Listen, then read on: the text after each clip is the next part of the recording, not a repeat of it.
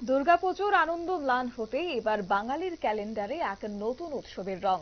সামনে রয়েছে দীপাবলির সঙ্গে কালীপুজো। আজ থেকে অবশ্য তার উদ্বোধন শুরু হয়ে গেছে। নজর রাখছে এই মুহূর্তে বাংলার দিকে, কারণ শুক্রবার বিকেল থেকে শুরু করেছেন শহর কলকাতার কালীপুজো উদ্বোধনের কর্মসূচি বাংলার মুখ্যমন্ত্রী মমতা বন্দ্যোপাধ্যায়।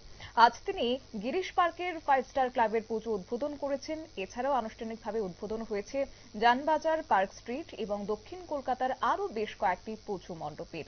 এই নিয়ে কি বললেন আজ বাংলার মুখ্যমন্ত্রী, শুনুন। পড়াশোনার চাপ না দিয়ে, এমনিতেই আজকালকার বাচ্চাদের আইকিউ ইজ ভেরি স্মার্ট এবং খুব ব্রাইট। ওদের বলতে হয় না, প্রেশার দিতে হয় না। প্রেশার না দিলেই যদি ভালো কাজ হয়, তাহলে প্রেশার দেওয়ার কোনো প্রয়োজন নেই। তো দুর্গা পুজোতেও পড়বে, কালী পুজোতেও পড়বে, দিওয়ালিতেও পড়বে, ভাইফোঁটাতেও পড়বে, তাহলে আনন্দ করবে কম।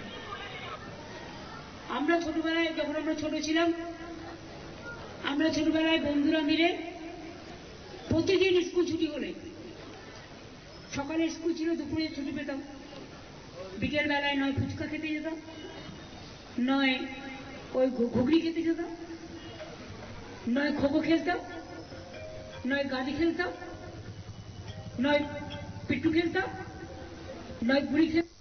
কালীপুজোর উদ্বোধনে বাংলার মুখ্যমন্ত্রী বললেন একাধিক কথা। তারই মধ্যে বলে রাখি নিরাপত্তার কথা, কারণ বিশেষ ব্যবস্থা নেওয়া হয়েছে। কলকাতা পুলিশের শহর জুড়ে বিশেষ নজরদারি চালাচ্ছে। গুরুত্বপূর্ণ জংশন এবং পুজো মণ্ডপে বাড়ানো হয়েছে পুলিশের টহলদারি। ফায়ার ব্রিগেডের পক্ষ থেকেও আলাদা ফায়ার স্টেশন স্থাপন করা হয়েছে, কোনো রকমের দুর্ঘটনা যেন না ঘটে। তবে নবান্ন সূত্রে যে খবর পাওয়া গেছে, মুখ্যমন্ত্রী নিজেই এই ব্যবস্থাগুলি পর্যবেক্ষণ করেছেন এবং প্রশাসনকে সতর্ক থাকার নির্দেশ দিয়েছেন। নিয়ে নিচ্ছি ছোট্ট একটি বিজ্ঞাপন বিরতির, সঙ্গে থাকুন।